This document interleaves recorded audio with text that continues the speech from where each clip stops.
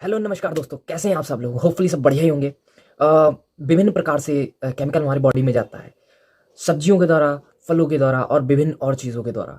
लेकिन क्या कुछ मेथड्स हैं जिसके द्वारा हम लोग इसको कुछ हद तक कम कर सकते हैं या इफेक्ट्स को कुछ कम कर सकते हैं। उससे भी ज़रूरी ये जानना है कि हम लोगों को इस ज़रूरत ही क्यों पड़ी क्योंकि हम केमिकल को हमें अपने शरीर से निकालना चाहिए। तो विभिन्न प्रकार से अलग-अलग चीज़ों से हम लोग केमिकल खाते हैं, बहुत सारी चीज़ें होती हैं और दरअसल उसको निकालने के कुछ स्पेसिफिक तरीके होते हैं कि वो शरीर से केमिकल निकल जाएगा। लेकिन अनफॉर्चुनेटली सभी लोग या तो वो फॉलो नहीं करते हैं या फिर विभिन्न प्रकार के केमिकल, कोई भी केमिकल यूज़ हो जाता है। भारत में ऐसे कोई सच एज़ स्टैंडर्ड नहीं है फूड को लेकर के, तो कोई भी कुछ भी केमिकल यूज़ कर लेता है केवल टेस्ट के बिहाफ़ पे कि वो टेस्ट अच्छा हो, बाकी कोई चीज़ मैटर नहीं करती। लेकिन आप अपने शरीर को क्या दे रहे हैं?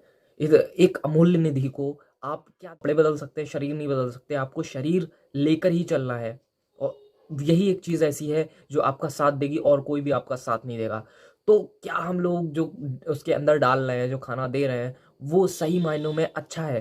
तो आजकल फूड इंडस्ट्री का दौर चल रहा है, इंडस्ट्रियलाइजेशन हो रहा है, स्टैंडर्ड बढ़ रहा है, चीज़ों में और भी चीज़ें बढ़ाई जा रही हैं, न्यूट्रिशन के नाम पे पता नहीं क्या-क्या दिया जा रहा है। आपको पीछे का लेवल ज़रूर पढ़ना चाहिए।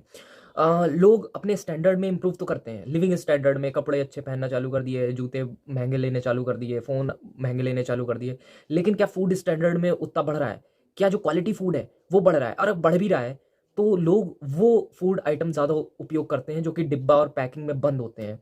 मैं आपको बता दूँ, मैंने जो जितना भी देखा और समझा है, अगर कोई प्रोडक्ट पूरे पैन इंडिया यानी कि पूरे भारत में वो चीज़ें डिलीवर कर रहा है, तो कम से कम साल 2 साल उसकी शेल्फ लाइफ होनी चाहिए। साल 2 साल शेल्फ लाइफ का मतलब है कि उसमें कुछ ना कुछ प्रिजर्वेटिव केमिकल वगैरह यूज़ किए गए होंगे। और डिब्बा बंद ऐसी चीज़ों में जो प्रिजर्वेटिव यूज़ करते हैं उससे कीड़े भी नहीं खाते, और जो चीज़ें कीड़े भी नहीं खाते वो चीज़ें हम लोग खाते हैं और हमारे लिए दी जाती हैं। तो कई मायने में केमिकल हर जगह मौजूद है और इससे लड़ने के लिए, इससे आगे बढ़ने के लिए हमें क्या करना चाहिए, उस पर चलिए बात करते हैं। वहीं अगर हम बात करें तो जो केमिकल दवाई हैं, मेडिसिन्स हैं, जो कि हम लोग खाते हैं, उनका भी रेसिड्यू कुछ ना कुछ शरीर के अंदर रह जाता है। वो भी प्रॉब्लमेटिक होता है क्योंकि उसका भी रेसिड्यू रह जाता है। और केमिकल पेस्टिसाइड की अगर हम बात करें तो पेस्टिसाइड भी बहुत हद तक केमिकल में रह जाते हैं, फलों के ऊपर लगे रह जाते हैं जिससे कि उनको कीड़ा नहीं खाए। एक्चुअली पेस्टिसाइड के भी कुछ प्रकार होते हैं। एक होता है सिस्टमिक पेस्टिसाइड जो कि पौधे के अंदर से पौधे को ही में बन जाता है, यानी कि जहरीला हो जाता है और कीड़ा जब उसे खाता है वो मर जाता है। दूसरा होता है कॉन्टैक्ट पेस्टिसाइड। कॉन्टैक्ट पेस्टिसाइड वो होता है जो कि उसके ऊपर से स्प्रेड किया जाता है, फैलाया जाता है और ऊपर जो कीड़े होते हैं वो उसे खत्म हो जाते हैं। तो दोनों ही प्रकार के पेस्टिसाइड जो होते हैं वो कंज्यूमर तक, यानी कि जब तक हमारे घर में पहुंचते हैं तब तक उसमें मौजूद होते हैं। कैसे निकाल देंगे इसमें से पेस्टिसाइड, वो हम लोग थोड़ी देर में बात करेंगे। पहले हम लोग बात कर लेते हैं कि सारे के सारे मेथड्स क्या होते हैं। एक तो ये मेथड्स, ये तो हो गया कि किस प्रकार से जाते हैं। और कॉन्टैक्ट पेस्टिसाइड होते हैं, प्रिजर्वेटिव्स होते हैं।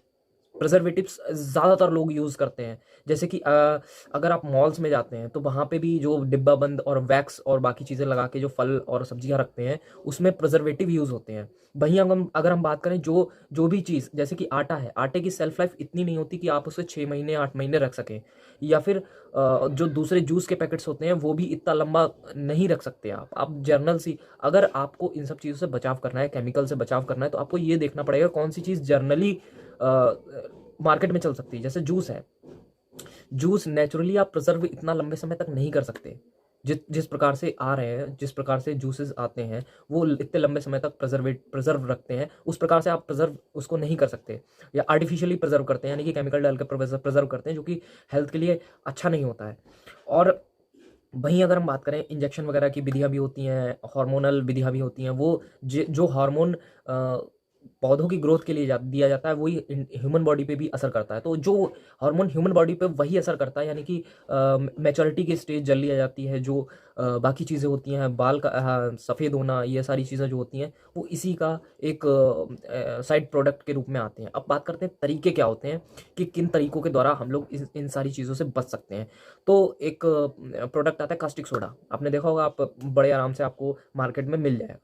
कास्टिक सोडा जब हम लोग सब्जियां वगैरह लाते हैं बाजार से, तो उन्हें लेकर आइए और एक एक पानी के टब में या फिर कोई भी बर्तन में सारी सब्जियां डालिए और सारी सब्जियों के ऊपर वो कास्टिक सोडा डाल दीजिए और उसे कम से कम आधा घंटा या घंटा भर छोड़ दीजिए। एक्चुअली अल्कलाइन नेचर की जो भी चीज़ें होती हैं वो शरीर से भी और पानी में भी जो चीज़ें उपस्थित होती हैं उनसे, अल्कलाइन से क्या होता है वो रिएक्ट करके केमिकल को बाहर निकाल लेती हैं। तो काफ़ी हद तक जो केमिकल होते हैं वह बाहर निकल जाते हैं। और बॉडी के लिए भी बहुत सारे ऐसे जूसेस होते हैं, जैसे कि आपको सफ़ेद कुम्हड़ा हो गया। सफ़ेद कुम्हड़ा आप जानते होंगे, हमारे यहाँ बोला जाता है, सफ़ेद कद्दू भी बोलते हैं कहीं कहीं। तो उसका जो जूस होता है वो भी अल्कलाइन इन नेचर होता है। तो वो भी जब शरीर के अंदर जाता है तो वो सारे सारे ऐसे मटेरियल को इकट्ठा करके फिर प्रोसेस करके निकाल देता है। तो कुछ ऐसे केमिकल्स जूसेस भी हैं, जैसे कि आप एक एग्जांपल ले सकते हैं व्हीट ग्रास जो होती है वो भी अल्कलाइन इन नेचर होती है, ठंडी होती है और शरीर के सफाई में काम आती है। तो जब भी आप व्रत रखें तो कोशिश करें कि इन सब चीज़ों का सेवन करें। बॉटल गार्ड होती है, लौकी का जूस जो होता है, लौकी का जूस भी सेम इन नेचर होता है, लेकिन उसकी पावर थोड़ी कम होती है। सबसे ज़्यादा तो सफ़ेद कद्दू की ही पावर है और व्हीट ग्रास की पावर बहुत ज़्यादा है। तो इन दोनों की पावर बहुत ज़्यादा होती है, ये आपके शरीर के अंदर से निकाल सकते हैं।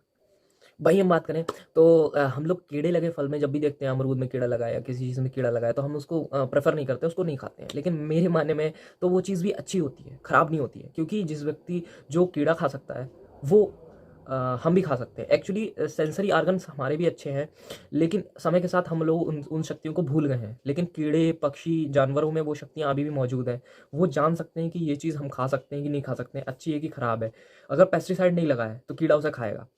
आप एक काम कीजिए, उतना कीड़ा लगा भाग को काट दीजिए और बाकी जो बचा हुआ पार्ट है वो आप कंज्यूम कीजिए, क्योंकि वो 100% श्योरिटी के साथ है कि हाँ ये इसमें इतना तो कुछ नहीं पड़ा है कि ये खा ना सके।